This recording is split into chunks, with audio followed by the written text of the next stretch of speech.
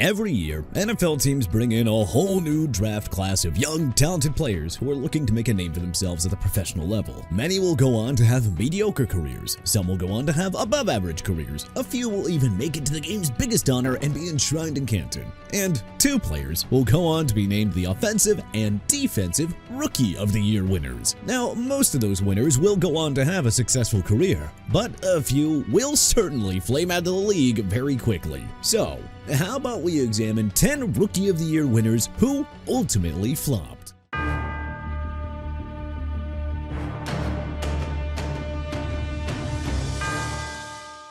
Brian Bosworth, linebacker. No, Brian Bosworth did not actually win the Defensive Rookie of the Year award in the NFL, but considering how much hype, hope, and promise were piled on his shoulders as a rookie, we're gonna go ahead and include him on this list. Leaving the University of Oklahoma in 1987, Bosworth was coming off a national championship and winning 2 Butkus awards as the nation's top linebacker. He was an absolute beast on defense and had a reputation for raising his level of play to meet the biggest moments on the field. So, the Seahawks used the first pick of the first round of the 1987 supplemental draft on the young linebacker, expecting him to anchor their defense for years. Despite signing what was then the largest rookie contract ever, 10 years for $11 million, well, Bosworth did not live up to expectations. His rookie season was good, although he ran his mouth more than an unproven rookie should, including trash-talking Bo Jackson, only to be bowled over by the running back in their first meeting. Boz's second season was off to a great start, leading the team in tackles until suffering a shoulder injury in Week 8 that required arthroscopic surgery. His third season ended after just 2 games when another shoulder injury required a second operation. Due to all the injuries, surgeries, and diagnoses of osteoarthritis, he had the shoulders of essentially a 60-year-old man. So, Bosworth failed his next physical, and he never played football again. Percy Harvin, wide receiver.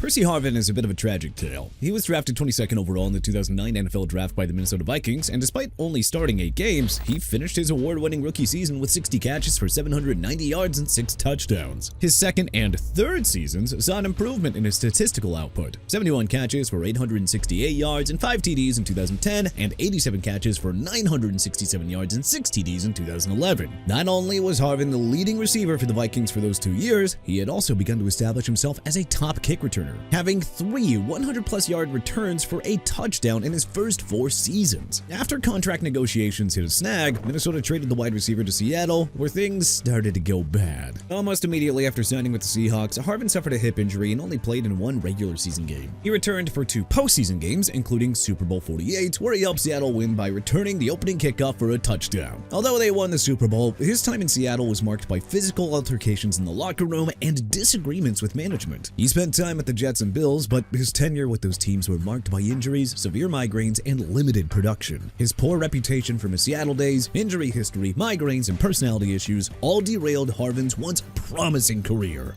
Eddie Lacy, running back. Prior to entering the NFL, Eddie Lacy was part of 3 national championships while at Alabama, and he was named the MVP of the 2013 championship game. The Packers took Lacy in the second round of the draft, and he immediately rewarded them by being named the 2013 Rookie of the Year when he rushed for 1,178 yards with 11 touchdowns and was also named to the Pro Bowl. His bruising, powerful running style seemed to fit the Green Bay offense because the 2014 season again saw Lacy rush for 1,139 yards and 9 TDs. Now, as great as Lacy looked during his first 2 seasons, his next 2 seasons were marked with injuries and other issues. The 2015 and 2016 seasons saw the running back miss time with, and his production limited by, ankle injuries. Yet the ankle problems led to an unexpected off-field issue. As a result of his time off, Lacy gained weight, and by the end of the 2016 season, he was rumored to be playing at around 265 pounds. When he signed with the Seahawks as a free agent in 2017, the team put a weight clause in his contract, one that would pay him $55,000 a month to hit certain weight targets. Yet, despite the incentives, Lacy suited up for only 9 games and managed to rush for 179 yards on 69 carries, and thus his once promising career came to an end. Croel, linebacker. With the 4th overall pick of the 1991 NFL Draft, the Broncos selected linebacker Mike Croel, who played his college ball at Nebraska. While Denver's choice of Croel may have been a bit of a head-scratcher, he turned in a rookie season that led many to believe that the Broncos had a future defensive star on their hands. He won Defensive Rookie of the Year honors in '91 when he finished the year with 84 tackles, 10 sacks, and 4 forced fumbles. While his sack totals dropped to 5 in 1992 and 1993, his tackles increased to 97 and 110 respectively. He may not have been a star, but he was a very solid player. Until 1994. Despite struggling with a combination of nagging injuries and difficulty adjusting to the new defensive schemes, he still played in 13 games but only recorded 39 tackles and 0 sacks. The Broncos cut him after the season, but he eventually signed with the Giants for one unproductive year before spending another lackluster season with the Ravens. After sitting out the '97 season, Croel was back with Seattle in 1998, appearing in 12 games and recording a whopping 1 tackle. The question now becomes, was Mike Croel a bust? Because when a player ends up as a member of the Los Angeles Extremes in the XFL 30 years after retiring from the NFL, the answer kind of leans towards yes. Don Woods, running back. Don Woods was a rookie sensation in 1974. He was drafted by the Packers but released before the season began. Their loss was San Diego's gain as Woods set what was then a rookie rushing record with 1,162 yards. Adding 7 touchdowns to his season's total helped the man earn Rookie of the Year honors. It turns out, despite playing a total of 7 years in the NFL, his rookie season was his offensive peak. He would never even come close to that output again. Over the next 4 years, he would average only 421.5 rushing yards and 2 touchdowns per season. Due to knee issues and a lack of production, Woods was reduced to a backup role and special teams player in 1979. In fact, the former Rookie of the Year recorded 0 rushing attempts that season. A slow start to the '80s season led the Chargers to trade the running back to San Francisco, but it wasn't able to resurrect his career. As a member of the 49ers, he only rushed the ball 50 times for 229 yards. Realizing that his skills had eroded, Woods retired after the 1980 season. While he might be an all-time bust, his 2,858 rushing yards currently ranks him 9th all-time in Chargers history. So hey, at least he's got that going for him. Robert Griffin III, quarterback. Robert Griffin III had a very impressive rookie season. He threw for 3,200 yards with 20 touchdowns and only 5 interceptions. However, Griffin also added 815 rushing yards, 7 rushing touchdowns, and 45 rushing first downs to his line. His dual-threat ability and knack for extending drives with his arms or feet was unlike most quarterbacks in the league. Unfortunately, despite winning Rookie of the Year, he injured his knee during the playoffs when he tore his ACL and LCL. He returned after surgery to start the next season, and although it took him a few weeks to knock off the rust, it was clear that he was still affected by the injury. His arm was fine, he threw for 3,203 yards, but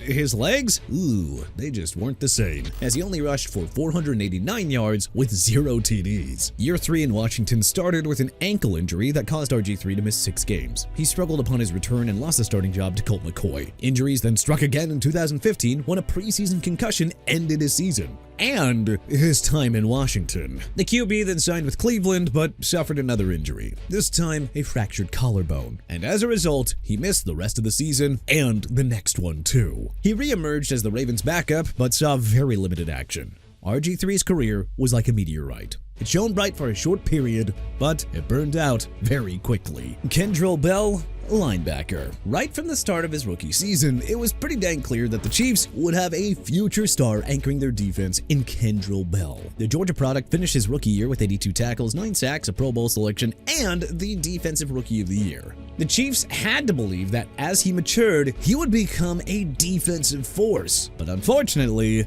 they would be mistaken. His sophomore year was plagued by nagging injuries to his shoulder, and while he still played 12 games, he was not his explosive self. The 03 season saw a return to his rookie form. Although he only recorded 5 sacks, he rebounded with 100 tackles, 1 forced fumble, 3 passes deflected, and his first career interception. A serious knee injury limited his 2004 season to just 3 lackluster games.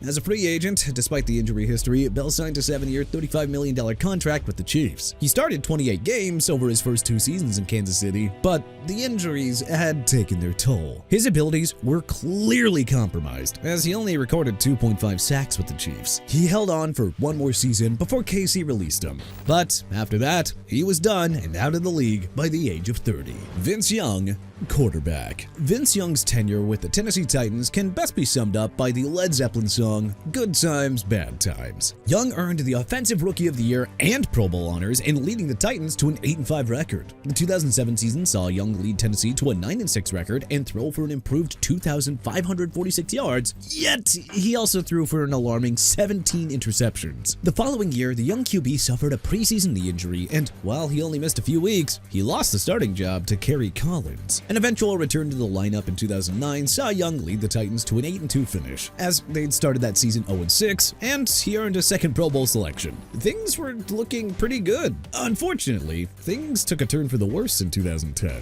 Through the first 8 games, the team was 4-4, and Young was starting to resemble the QB the Titans hoped he'd be. But in Week 9, he injured his thumb. And while he was ready to return to the game, he remained on the bench. After the game, Young threw his pads into the crowd and had an altercation with head coach Jeff Fisher in the locker room, as the two had a mutual dislike for each other. The coach won the struggle, and the QB was released. He would spend 1 year in Philly, but his issues robbed him of his entire career. Eric McMillan, defensive back. Eric McMillan was drafted in 1988 by the Jets, which should probably tell you that things are not exactly gonna end well here. His first 2 seasons, however, told a totally different story. Sure, he won the 1988 Defensive Rookie of the Year and Pro Bowl honors when he had 8 interceptions, with 2 of them being returned for touchdowns. And sure, he had a sophomore season that saw him return 1 of his 6 interceptions for 92 yards for a touchdown. And heck, McMillan looked like he was on the road to Canton. You know, until his skills really began to fade. Over the next 3 seasons, the defensive back would occasionally flash glimpses of his former self, but oh boy were they fleeting. His skills were clearly compromised. He split the 1993 season between the Eagles, Browns, and Chiefs, but it was apparent by that point that Eric McMillan was done and was just another in a long line of players with great potential whose career inexplicably ended when they lost the ability to play the game. Shawne Merriman, linebacker. When the Chargers drafted Shawne Merriman with the 12th pick of the 2005 draft, they got an absolute stud at the linebacker position. That first season, he had 57 tackles, 10 sacks, 2 forced fumbles, and 4 deflected passes. It was enough to not only earn him the Defensive Rookie of the Year, but Pro Bowl and First Team All-Pro honors. For an encore, in his second year, he led the league with 17 sacks while also adding 4 forced fumbles and 8 passes deflected. Once again, he earned Pro Bowl and First Team All-Pro honors, despite missing 4 games due to a steroid-related suspension. The 07 season saw Merriman rack up 12.5 sacks, 2 forced fumbles, and 6 passes deflected, earning Pro Bowl honors yet again.